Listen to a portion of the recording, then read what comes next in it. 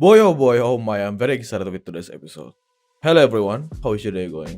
Welcome to Let's Talk, where I talk about something that I found interesting and hopefully you might not know of. Today's episode, I will talk about a game that you might or might not know and definitely have been dead for decades, only to come back in the form of TV show that just recently confirmed Season 2 is on the way. Some of you might already know, and based on the title of this video, today we are going to talk about Twisted Metal. But no, I'm not going to talk about a TV show. I'm going to talk about a spin-off that, to my surprise, everyone is actually hated.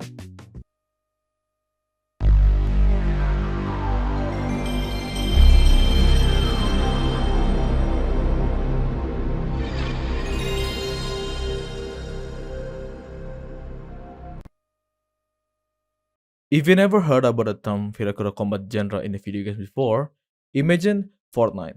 But instead of battling in a wide area, you have a medium-sized arena.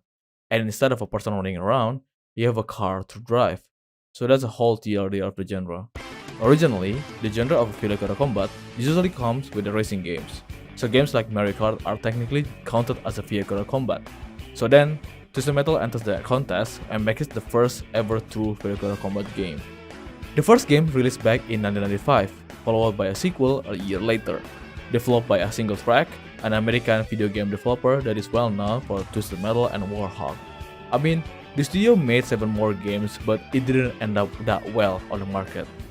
4 years later, the group of single track employees broke off and formed Incognito Entertainment and went on to make additional entries for Twisted Metal and the sequel to single track first game, Warhawk, released on 2007 for PS3.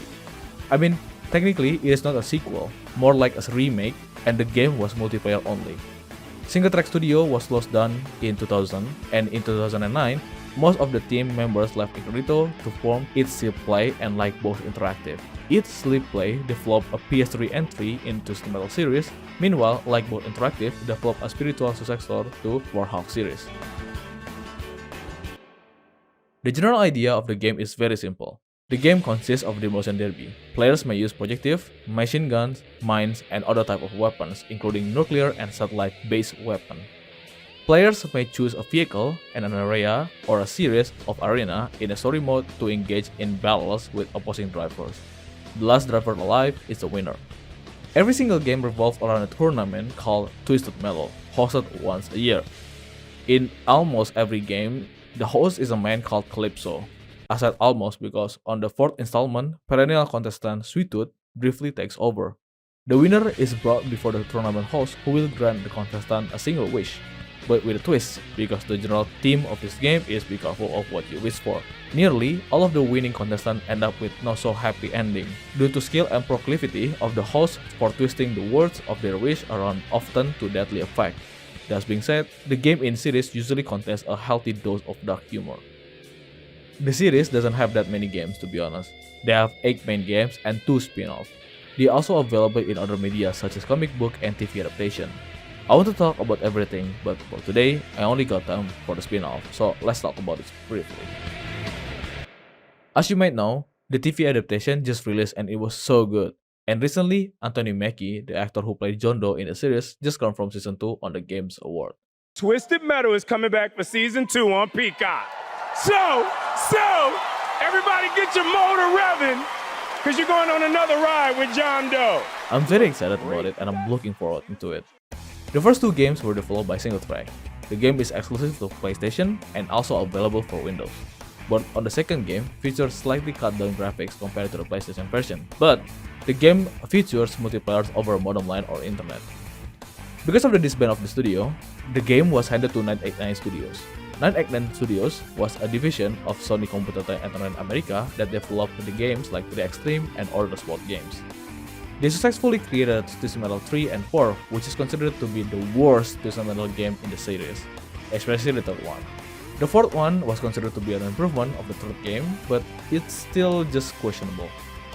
Then, after an ex-single track team formed a gaming studios Incognito Entertainment, they created the first installment for PlayStation 2, Twisted Metal Black, which is considered to be the best game in the series.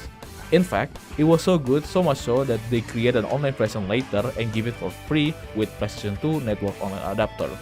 They also released this game for later platform.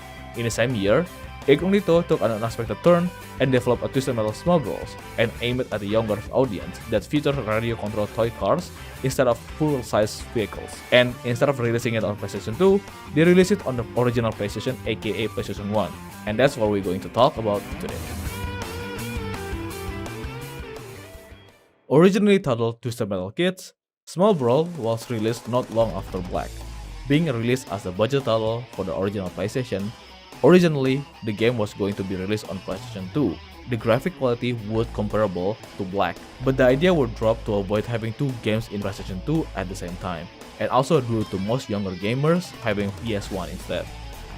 The story follows: the local bully, Billy Calypso, runs a Twisted Metal tournament and invites all of the local kids in the neighborhood to join. But instead of a car, the tournament consists of an RC car. Some of the kids who join the tournament wants to get back at Calypso for bullying them, but the others have their own wishes in mind. There are 16 vehicles in the game, with 5 of them being unlockable. 3 of the 5 locked vehicles are new to the series and only available in this game, while 2 of them serve as bosses in the tournament and cooperative mode. I will explain every single character in the series and what's their special abilities, but I won't talk about their ending, so you need to check them out by yourself. Trust me, it's good. The first vehicles are Crimson Fury. First introduced in the first game, Crimson Fury appeared again in this game and later series. Always been depicted as a rich slick sports car or a supercar, and always been driven by a government agent. Crimson Fury is one of the fastest vehicles in the most of the game. Crimson Specials are flaming paper airplanes. It fires 3 flaming paper airplanes at opponents. It has a fire damage and has a napalm capabilities, aka light enemies on fire. Crimson Fury Special was a reuse from Spectre, but with changes visual and parameters. Because of this, Crimson Fury was considered to be a deletion. Next one is Hammerhead. First appearance in the first game, Hammerhead always appears in every single game series except for 4 and Black. Also appeared in 2012 as a non-playable boss vehicle. Hammerhead has always been a monster truck and distinctively has been driven by a driven consistent in every appearance it has made. Hammerhead Special is a monster crush. Spikes will come out of the wheels, and the monster truck will pounce on the vehicle 3 times before jumping off. The damage is somewhat moderate. Next we have a Mr. Grimm, and the only character that uses bike instead of car. He is a Grim Reaper, and incidentally, his bike is also named Mr. Grimm. He's appeared on every single series. Mr. Grimm has special weapon consists of a high damage. In this game, jack-o'-lanterns. He fires a 2 pumpkin that explode when hitting the vehicle. Next one we have a Slam. In other game, he is called Mr. Slam. Always depicted as a yellow front loader / constructor vehicle. Has a good armor, strong special, and a poor speed. And also well known for his special attack, which involve grabbing an opponent in its front lifter and smashing or crushing their vehicles before tossing it away. His first appearance is in the second game. Just like what I explained before, his special weapons are grab and slam, grabbing vehicles with its loader and slamming them to the ground. If players aren't able to grab anyone, it will slam to the ground instead, creating an earthquake. Next we have Outlaw, and its first appearance in the first game. Outlaw make appearance in every single game except the fourth one. Outlaw has always been depicted as a law enforcement vehicle. Its special weapon has always been omnidirectional. In this game, his special weapon is the Omni Taser. It tasers the enemy with a short range and can be only connected to one opponent. However, it has an ability to steal enemies' health by rapidly pressing the fire button. Originally, Outlaw Special was able to maintain its electrical connection to targeted opponents no matter the distance, but this presented a potentially unfair advantage. Next we have Shadow. First appeared in the second game, always depicted as a hearse and usually driven by someone who of a dark, vengeful or a gothic origin. Its special weapon has remained similar throughout the game it has appeared in. In this game, Shadow launches a Grim Reaper that can be detonated at will. It is slightly homing and it doesn't do much damage. Enemies who get hit with this weapon will cause them to slightly knock up, so it's a more like crowd control instead of damage. Next we have Spectre. Has appeared in nearly every game except the fourth one and 2012 one. Always been one of the fastest vehicles in the competition with above average handling. Spectre is known for its infamous Ghost Missile, a special weapon which can travel through object to damage opponent. Spectre on a Small Special is a ghost.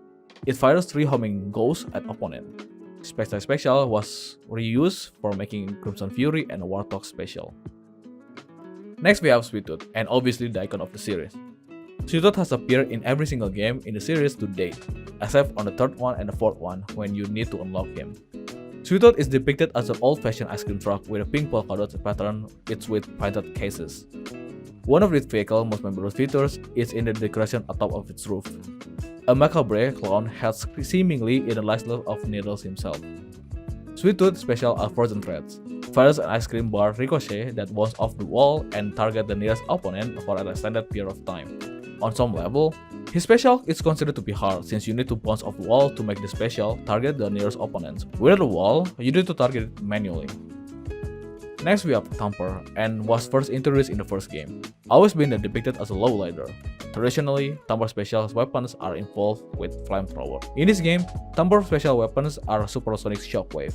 It fires 3 proper sound waves one by one that push your enemies back, causing a good damage. The wave will be bounced back around the map until they disappear.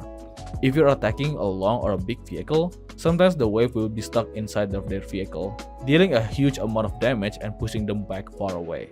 Twister, vehicle that introduced into Sony 2, depicted with an IndyCar race car. Twister's special consists of a tornado cyclone. In this game, a blue cyclone will form on top of a vehicle, sucking in any nearby vehicles. Even though it has a higher acceleration speed, Twister in this game speed is outmatched by Crimson Fury. Last but not least, Warthog, one of the 13 original vehicles. In the most appearance, Warthog is depicted as a US Army Humvee. However, in this game, it's a down buggy. Warthog's special weapon are Period missiles, involve 3 missiles with red, white, and blue threads that lock into the closest vehicles. So that's all vehicles that are already playable from the start. From here on out, we're going to talk about the locked ones. Starting off with Darkseid, well known for a big truck. Instead of a black, it is a dark blue with a cartoonish proportion to fit game's aesthetic style. It has the best armor rating in the game after bosses. Darkseid's special consists of a ramming to other vehicles. In this case, it's power rams. Darkseid rams into opponents with a great force, and it is possible to hit the same enemy multiple times with a single activation.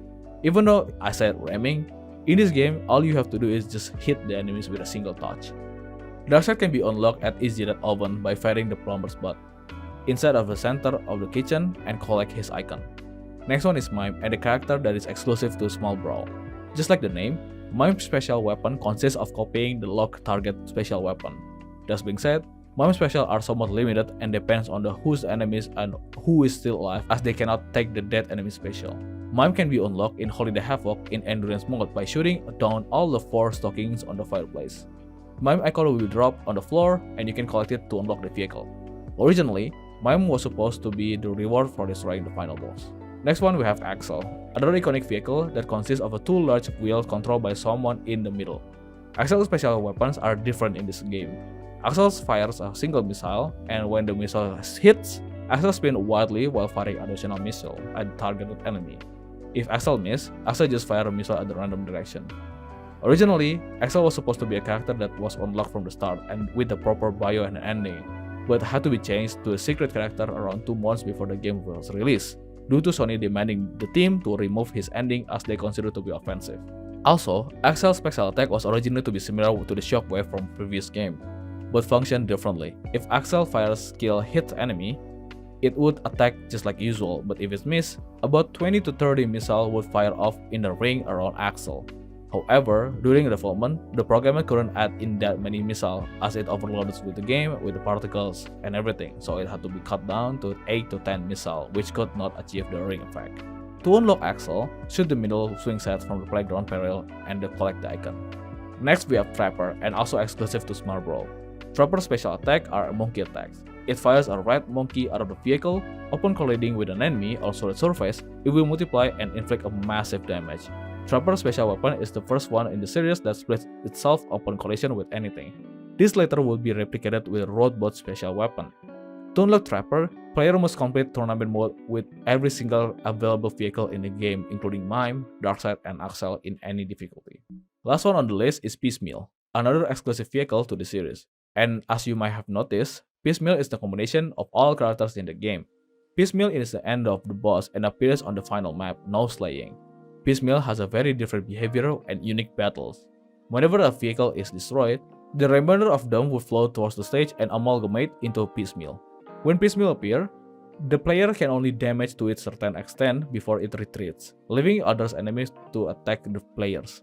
Players need to repeat this step until piecemeal is destroyed. Since piecemeal is an amalgamate from every single character, piecemeal has an access to all special weapons in the game and will act similarly with a mime. Due to the coding errors, piecemeal cannot access Suito's special weapon even if Suito is in the battle. Originally, piecemeal also had his own unique special weapon, but due to time constraint in the game development, it was cut and given the ability to access the other vehicles special instead. Piecemeal replaced Minion as the final boss in the game due to being aimed at a younger audience. The original idea for Piecemeal was that he was a secret character and each part of vehicle was hidden in a different level. Collecting them all would unlock him, but since the minion was cut on the final boss, the idea was scrapped and Piecemeal was made into the final boss instead. To unlock Piecemeal, players need to finish the game with trappers on hard difficulty. There are 6 modes in this game: Tournament, Challenge, Endurance, Head-to-Head, Cooperative, Free-for-All. 3 for single players and 3 for multiplayers. Tournament or Story is a main mode in each game to the series. In this mode, player explores all the levels the game has to offer. The goal of each level is to destroy every opponent and be the last one alive. In the Story mode, player has a set number of life and lose them all, generally resulting in a premature game over. Finishing the tournament will reward the character of your choosing an ending. Due to rush development issue, the game has considered amount of content and that include unlockable card, lack of driver, and endings. In the final battles, players will fight piecemeal. The challenge mode is a single battle mode. Players may choose a battleground, opponent card, and then your own character. And finally, endurance mode. This mode first appears in black. This mode is an endless mode where you need to survive fighting against never-ending string of enemies one by one. High scores are available in this mode. Playing endurance will reward you with map. If you get 10 kills, you will unlock shock therapy. If you get 20 kills, you will unlock buster lanes. And if you got 30 kills, you will unlock holiday havoc. You can unlock mine from holiday havoc.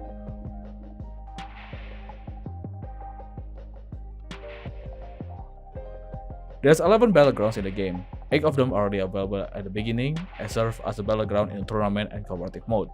In the battleground, it is well known to have hazard that can hurt everyone. And since we are already dipping our feet in the pool, let's just jump right into it, shall we? First area is a playground peril. Players have to defeat 3 enemies to advance. You can unlock Axel by shooting the middle swing in the story mode. The hazard on this map is a toy soldier. You can find these little toys that if you shoot or touch it, it will explode. Each time you destroy this, another one will spawn immediately. There's also some secrets in this area that you might not know of. Number 1, if you shoot this boy spinning enough, he will go very fast and then fly off the map. Number 2, shoot the dog enough and it will turn into roasted chicken. Number 3, the tire can be burned if you shoot it with napalm. Number 4, if you stay on one of the seesaws, it will go down and the other side will go up.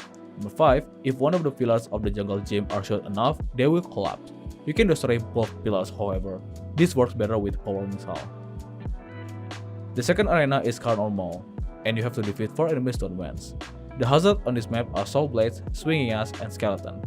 If you shoot the skeleton, it will drop health. The third level in this game are easy that oven. Players need to defeat 5 enemies to advance. The hazards on this map are oven, can opener, and microwave. There is also an environmental attack available behind the fridge. It will shoot freeze projectile from the bridge and it will freeze anyone that is on the countertop. You can unlock Darkseid by shooting the plumber's blood. Darkseid is available in the center of the table. The fourth level in this game are Minigolf Mayhem. The players have to defeat 4 enemies and then defeat Trapper to advance. The hazards on this map are Volcano, Giant Spider, Mold Crusher, and Village Spear. After defeating 4 opponents, the level becomes smaller and the Trapper will spawn on the arena. There will be also an environmental attack, and when it's activated, the volcano shoots fireballs around it, dealing damage to your opponent, thus sending them into flames. Next one is Meteor Maker. Players have to defeat 5 enemies to advance. The hazards on this level are Meat Grinder, Meat Tenderizer, Saw Blade, and Bleach. Environmental weapons are available in this level, and when activated, the traps and conveyor belt go faster. Next one we have Gideon Gore, and the players must defeat 5 enemies to advance. The only hazard in this level are the man sleeping on the lawnmower. Environmental attacks are available, and when activated, the lawnmower will begin to chase the nearest car. Player can burn down the scoreboard on each side. The red side reveal an ad for a shock therapy level, while the boarding the blue side will reveal a hint on how to unlock mine. Next one, we have a T-top rumble. Players have to defeat 5 enemies to advance. The hazards on this game are trapdoor, lawnmower, and falling. Yes, falling. Environmental attack is available on this map, and when activated, a firework will be fired towards the bridge. Last one is no slaying. It is the final stage, and the player have to defeat 4 enemies, with each enemy defeated spawning piecemeal. The only hazard in this level are fire extinguisher. Pickup item in this map take a while to reappear, so make sure you lock and load when fighting with piecemeal. Twisted Metal Small Bros was the first ever Twisted Metal game that I've ever played. At that time, I didn't know that this was actually the 6th installment to the series, not even the spin-off. The game really hits that part of my brain, and it is actually nice to replay the game again recently. I actually enjoy the game, to be honest. As a kid, I thought it would look cool. But to my surprise, this game is actually received a mixed to bad reviews. I re-quote this from Wikipedia because the original review page is either deleted or archived, and it's not even working. Twisted Metal Small Bros received a mixed review from the critics. Trevor Rivers of the GameSpot conclude that some will immediately be turned away by the graphics and the others by more childish design, but if your PlayStation still kicking, you might want to check it out. Play Magazine speculate that this must be where Martha Stewart's Evil's leaving your side. The Badger of the Game Zone note that the graphic felt very unfinished and the changes include the game lack any real depth. Official US PlayStation Magazine said that the game isn't a bad game by any means, but it felt like a definite step in the wrong direction. GamePro said that the gameplay was laboriously slow and there is no real sense of speed. Mark Fujita of IGN remarked that the game's graphic, sound, gameplay, and level design were all worse than previous Twisted Metal titles, criticizing the game graphic as appalling and the menus are horrendous. Craig Kuyawa of Retorist Gaming Monthly cited the plumber's ass that sticks out from underneath the sink in the kitchen level as the best feature in the game, while Shannon Brettenhausen warned that serious veterans won't be impressed, and Christian Nutt dismissed that the game is a slapdash, sloppy, and unimaginative retrofit. Andy McNamara of the Game Informer remarked that the game doesn't even live up to the first 4 PSX titles in the series. Okay, I don't want this video as an excuse of like, oh, you're the reason that no, this game developer are lazy. Oh. I have my own reason, and this is honestly one of my favorite games of all time. So I'm going to use this video to pitch, and if you hate this game, hopefully I could change your mind. Plus, if you don't know the game or the series, hopefully you will be interested and want to look out for more. Alright, so why don't we just start with the review. Some will immediately be turned away by the graphics and the others by more childish design, but if your PlayStation still kicking, you might want to check it out. This game is targeted to young gamers. It is supposed to be this highly vibrant, colorful design. I mean, just look at the covers. If I was a kid and I saw the first 4 game with a small Brawl next to it, my eyes would just instantly lock over small Brawl. Meanwhile, the first 4 games look like a straight up horror scary game. I immediately hooked up and became interested from the first stage as well. The graphics were actually great, in a fine line for the PlayStation 1 era. They definitely did a great job choosing this design for the young gamers. Play Magazine speculate that this must be where Martha Stewart's Evil's leaving your side. I don't know who that is. The Badger of the Game Zone note that the graphic felt very unfinished and the changes include the game lack any real depth. I read the full review and overall they had a problem with the graphics again. The graphics of the Small Bros were very disappointing. Many times you would have to guess what certain items were, or you wouldn't figure it out until you collide with, fell off, or destroy them. Even with the graphic of TM2 seems better than the graphic in the Small Brawl. I could agree with some cases, but for items, they made it very clear that they have this glowing that clearly shows, hey look, you can pick up this thing. But on the other hand, what I couldn't understand is why they didn't use the same thing for unlockable characters. The first time I intentionally unlocked Axel, I was very confused because Axel is here, but when I shoot towards it, my weapon goes straight to it, making it even more confusing when I look at the map's Axel is not there. Only then I understood that when I walked through it, it said that Axel's unlocked and playable. But actually this is not the first time I've been confused with the design as well. On the Twisted Metal Black, where you need to shut down the airplanes in the first level, you can unlock the yellow jacket inside the building. But they didn't explicitly show you about this, nor even telling you on how to do it. Since there's no hint about this, I just drove through it until I realized that you can shoot this remote thing and then a car will be unlocked. It's so easy to miss. But I'm not complaining about this. It wasn't about worth complaining either. People who complain about this sort of thing are the reason why games nowadays have a lot of tutorial stuff. It reminds me of how journalists can even pass a tutorial level in Cuphead. Don't you think it's annoying that nowadays games just blatantly tells you how to play the game? Twisted Metal does not have that. Actually, come to think of it, only Twisted Metal 2012 have tutorial section, which is so pathetic. Official US PlayStation magazine said that the game isn't a bad game by any means, but it felt like a definite step in the wrong direction. I found the original page for this review. It isn't a bad game by any means, but it feels like a definite step in the wrong direction, where previous TM games had expansive levels where enemies with smart AI will hunt you down. Small Brawl has a limited environment and not much in the way of enemy intelligence. I would be absolutely agree with this one. I don't know why, but I feel like the enemies are somewhat less aggressive in the game. Instead of hunting you down, the enemies just wanders. And if they found you, they start to attack but they won't follow you, so instead you're the one who has to hunt them down. This becomes even more weird if you're playing on the hard difficulty. Instead of hunting you down, they just spam their weapons to you and it's all direct hit. Even with power missile, which is very annoying. But in most of the cases, they rarely use their special weapon. Not like the first 4 games, not even Black. GamePro said that the gameplay was laboriously slow and there is no real sense of speed. Yeah, because the enemy just wanders around like I said before. Mark Fujita of IGN remarked that the game's graphic, sound, gameplay, and level design were all worse than previous Twisted Metal titles, criticizing the game graphic as a failing and the menus are horrendous. All worse? Horrendous? Here's the full credit. Last up, the game really feels slapped together as the last moment of kind of sense. Even if it is not, it feels that way. The menus are horrendous and the graphics are failing. Come on, when you see a series of a game, you expect them to improve in the graphic, sound, gameplay, and level design. In Twisted Metal Small Brawl, they are all worse. And I'm not even comparing to Twisted Metal Black on PS2. I'm comparing it to the previous TM games on the PlayStation. Twisted Metal 1 was better than this game.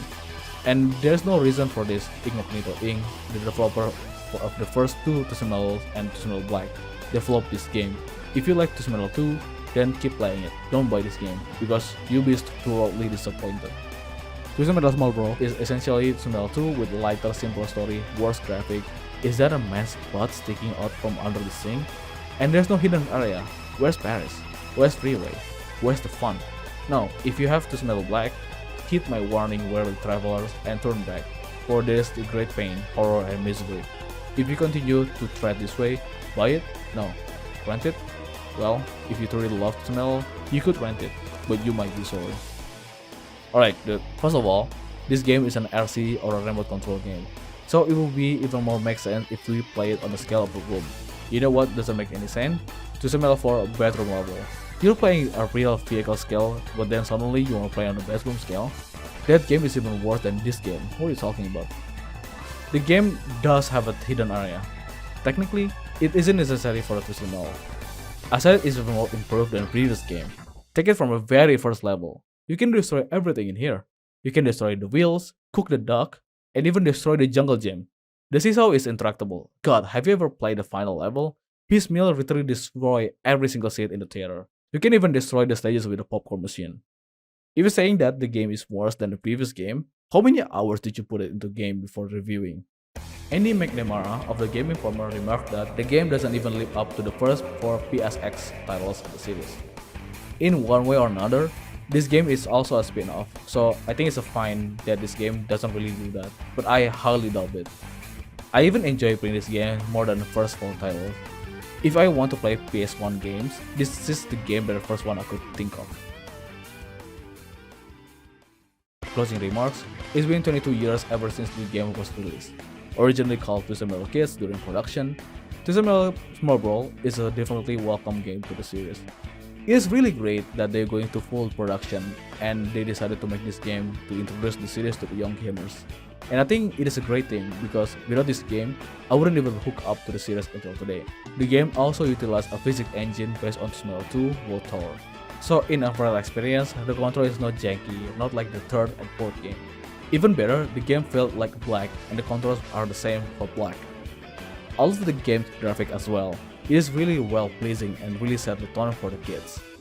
You have every single character with a distinct color and can really tell that, oh, this is Crimson Fury because he is red, this is Slime because he is yellow, and really nailed down with a piecemeal with a combination of all characters into one. I also like the decision of them removing minions because honestly, minion itself is already scary enough in my opinion. So using a piecemeal as a final boss is really a welcome change. It's also great that they, in the final moment, choose his special as in everyone's special and based in RNG. Even though they made a mistake with the Sweet Tooth special, but his special is already hard enough to use it, so it didn't really matter. I haven't talked a lot about the music because for me, rating the music is kinda fake. And I don't want to sound biased about it, but all the soundtrack in this game is remixed from the past game. And again, I think it's a good choice because if they use this for the introduction of the series to the young gamers, they will start looking for the other series and start playing it, and hopefully not playing the third one and the fourth one, and it will start feeling similarities and already vibing with the game. If Sony ever going to plan to remake any games from this series, please give this game a remake. And I feel like if they decided to give this game more budget and more time to develop, this game would have been a more banger than what we already have today. Thank you everyone for joining the talk today. I hope you all enjoyed this video. Comment down below what do you think about this game or what is your favorite game in the series. I'm planning to talk about the TV adaptation as well because I'm very intrigued about it. If you want to help me or support the production, feel free to pledge my Patreon.